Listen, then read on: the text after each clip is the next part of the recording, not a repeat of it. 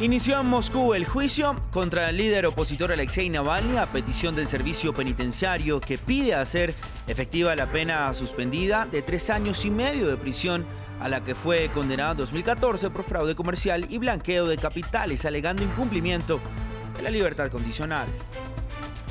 Un día después del golpe de Estado en Myanmar, el partido de la Nobel de Paz Aung San Suu Kyi exigió al ejército su liberación inmediata y la de todos los líderes civiles detenidos.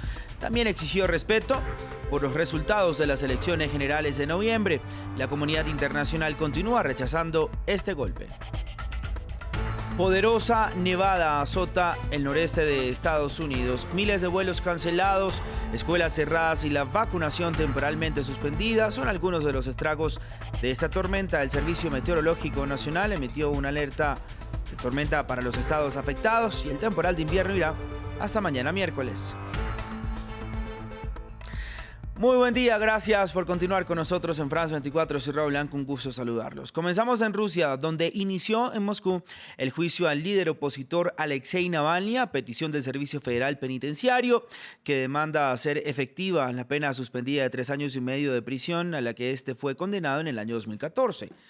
En diciembre de ese año, Navalny fue condenado por un caso de fraude en un juicio que en 2017 fue calificado de arbitrario por el Tribunal Europeo de Derechos Humanos. Sin embargo, el Servicio Federal Penitenciario le acusa haber incumplido los términos de libertad condicional cuando estaba en Alemania recuperándose del envenenamiento que sufrió en Siberia en agosto del año pasado. Según el Kremlin, sería una insensatez que la Unión Europea condicione sus relaciones con Rusia dependiendo de lo que suceda con Navalny. Vamos hasta Moscú, donde previamente conversamos con nuestro corresponsal Xavier Colás y nos contó cómo va el juicio y qué se espera para hoy. Veamos.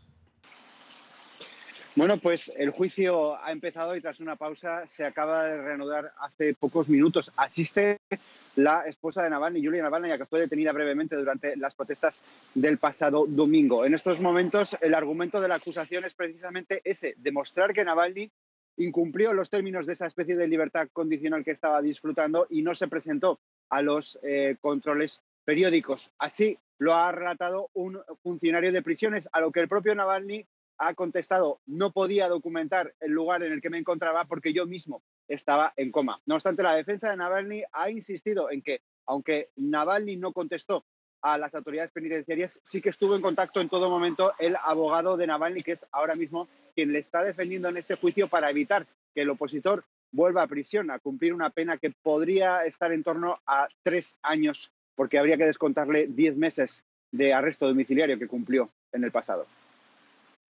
Y un día después del golpe de Estado en Myanmar, el ejército sigue firmemente instalado en el poder y mantiene bajo arresto a la líder del país, Aung San Suu Kyi. La acción militar ha causado una ola de condenas internacionales de gobierno y ONGs. Suu Kyi instó a sus seguidores a protestar en una carta escrita antes de su detención. Veamos el siguiente informe. La vida vuelve a las calles de Rangún. Mientras los residentes se abastecen de comida en un mercado local con poca presencia militar a la vista, los bancos han abierto y las conexiones telefónicas e internet han vuelto, aunque la incertidumbre está en el aire. Este taxista no ha tenido un solo cliente en todo el día. Incluso durante la pandemia mis ganancias no han sufrido gran impacto, pero ahora las cosas han dado un giro repentino. Con la situación política actual, la gente tiene miedo a salir.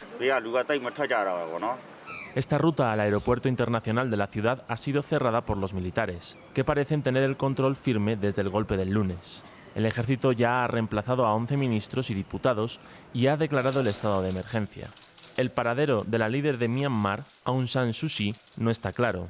Fuentes de su partido, Liga Nacional para la Democracia, dicen que está bajo arresto domiciliario en su residencia oficial. Mientras tanto, se tiene entendido que cientos de parlamentarios están recluidos en viviendas gubernamentales de la capital.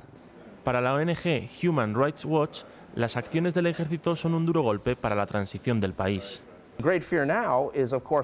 El gran temor ahora es, por supuesto, que todas las personas que hablaron en contra de los militares a lo largo de los años durante la democracia tengan que esconderse porque podrían enfrentar represalias. El golpe se produce después de que el ejército se negara a aceptar los resultados de las elecciones de noviembre, que dieron al partido de Aung San Suu Kyi una victoria aplastante. El ejército la acusó de fraude, algo que fue negado por la Comisión Electoral del país. El rechazo internacional luego del golpe de Estado en Myanmar no para. La secretaria de prensa de la Casa Blanca afirmó que la declaración del presidente Biden sobre el golpe militar en ese país asiático está dirigida a todas las naciones de la región y reafirmó su oposición a cualquier intento de alterar el resultado de esas elecciones o impedir una transición democrática. Por su parte, el canciller de Corea del Sur pidió la liberación inmediata de la líder Aung San Suu Kyi y de otros funcionarios elegidos democráticamente. Mientras que el Ministerio de Relaciones Exteriores de China dijo antes de una reunión del Consejo de Seguridad de la ONU que todas las acciones de la comunidad internacional deben contribuir a la estabilidad política y social de Myanmar para evitar crecientes tensiones. Nuestro corresponsal en Beijing, Adrián Foncillas, con los detalles de la posición del gigante asiático. China ha pedido esfuerzos de reconciliación y que se asegure la estabilidad social y económica del país. Es la previsible respuesta aséptica china que responde a su innegociable principio de no injerencia en asuntos externos y que contrasta con el coro condenatorio y las peticiones de sanciones de Occidente. China, además, en este caso guarda excelentes relaciones con ambos bandos. Fue uno de los pocos países que no dio la espalda a Myanmar durante los 50 años de gobierno militar y esos lazos han quedado fortalecidos desde que subió al poder Aung San Suu Kyi, a pesar de que se había especulado con que la dama, que había sido reverenciada por Occidente, podría mitigar la influencia china. Lo cierto es que a China y a Myanmar les unen intereses económicos como el petróleo y el gas. Myanmar es clave en la nueva ruta de la seda, el proyecto estrella del presidente Xi Jinping, con iniciativas tan relevantes como la construcción de una nueva línea de ferrocarril de más de 9.000 millones de dólares que unirá la costa oeste birmana con la provincia china de Yunnan. Cambiamos ahora a información. Un manto de nieve con acumulaciones que podrían llegar hasta los 60 centímetros cubre la costa este de Estados Unidos. Esto ha llevado a algunos estados de esta zona a suspender la vacunación contra el COVID-19. Se trata de un temporal con consecuencias en la política. El histórico nombramiento de Alejandro Mayorkas como el primer latino al frente del Departamento de Seguridad Nacional se aplazó. Nos lo cuenta Juan Pupiales. Es un golpe de nieve, una tormenta que paraliza la costa este de Estados Unidos, la región del país con mayor densidad de población. Son zonas con una acumulación de nieve que se estima estará entre 31 y 61 centímetros. Es desde Pensilvania hasta Maine en donde el fenómeno climático ha golpeado con más fuerza, según el Servicio de Meteorología. Y es la Gran Manzana uno de los puntos de mayor afectación. Algunas personas tienen un lugar en donde quedarse, otras no. Lo mejor que se puede hacer es intentar sobrevivir en las calles. Más del 90% de los vuelos en la ciudad de Nueva York se cancelaron, pero lo que más preocupa es la suspensión de la vacunación. Es algo que se registra en el estado y la ciudad de Nueva York, además de Nueva Jersey y Massachusetts. La tormenta está afectando nuestro esfuerzo de vacunación y necesitamos mantener a salvo a la gente. No queremos vecinos, especialmente adultos mayores, saliendo bajo condiciones inseguras para vacunarse. Sabemos que podemos reagendar las citas muy rápido porque, claro, tenemos nuestro suministro. Las consecuencias de la nieve llegan hasta la política. La confirmación de Alejandro Mayorkas, nacido en Cuba, se tuvo que aplazar en el Senado y con ella su entrada en la historia como el primer latino al frente del Departamento de Seguridad Nacional bajo la administración de Joe Biden. También se tuvo que suspender un discurso del presidente previsto para el lunes en el que el mandatario pretendía detallar sus prioridades en política exterior. Un incendio forestal al oeste de la ciudad australiana de Perth ha destruido una treintena de edificios, obligado a evacuar a miles de personas en pleno confinamiento por la pandemia de COVID-19. Según indicó el Departamento de Bomberos, el fuego, unido a los fuertes vientos que azota esta región, ha aumentado. En las últimas horas, el gobernador regional afirmó que su territorio está afrontando en este momento dos emergencias muy diferentes: los incendios y el confinamiento decretado por un brote de coronavirus. Y cambiamos nuevamente de información. Haití vive hoy su segundo día de huelga para denunciar el clima de inseguridad, la violencia y el importante aumento de los casos de secuestro en todo el territorio en los últimos meses. A esto se suma el llamado de la oposición y otros movimientos o manifestaciones para exigir la salida del presidente Jovenel Moïse, quien ha reiterado que su mandato finaliza el 7 de febrero, pero de 2022, al asegurar que fue elegido para un periodo de 5 años y no de 4, como dice la oposición, y que se cumplirá el próximo domingo. El mandatario cuenta con el respaldo de la OEA. Nos acompaña desde Puerto Príncipe Godson Pierre, analista y periodista y director de la plataforma Alte Presse, Alte Radio. Gracias por estar aquí con nosotros, señor Pierre. Varios puntos que analizar en este momento. El primero, ¿qué es lo que está llevando al aumento de los secuestros en el país y si tiene un tinte político esta problemática?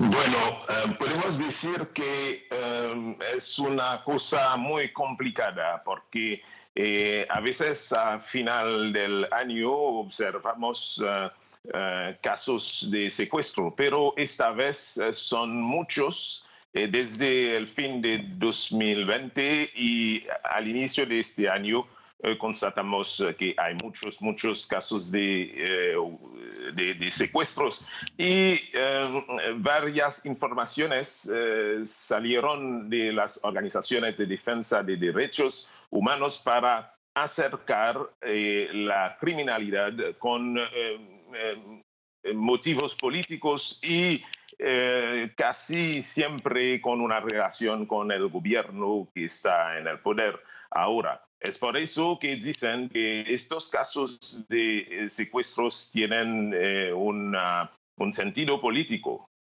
Sí.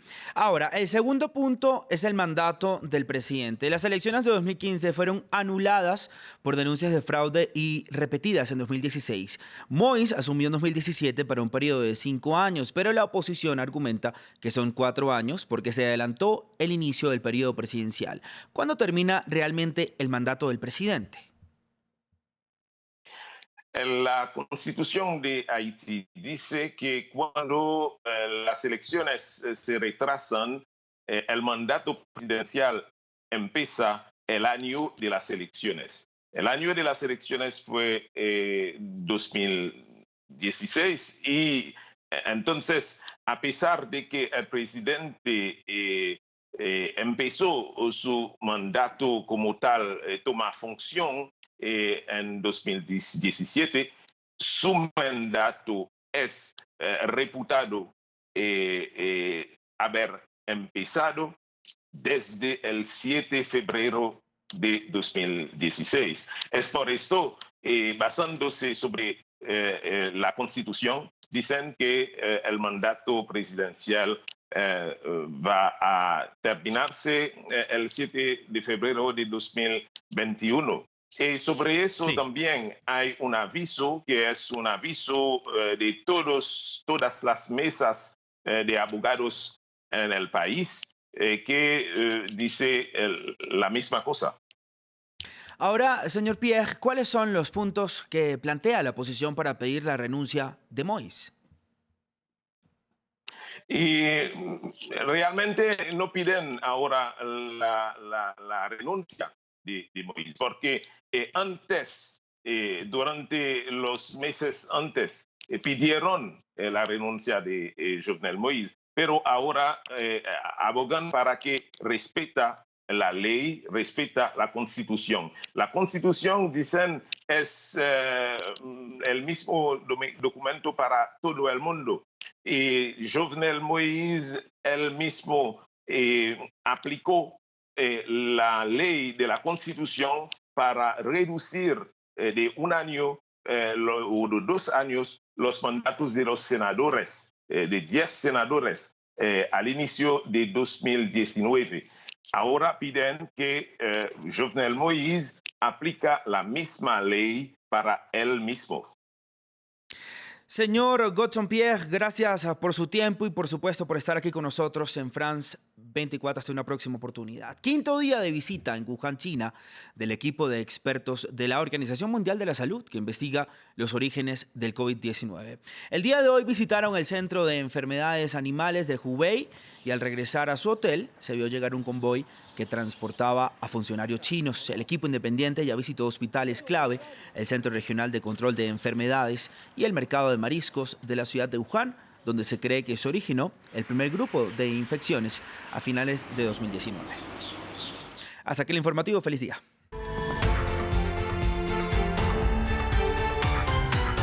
France 24.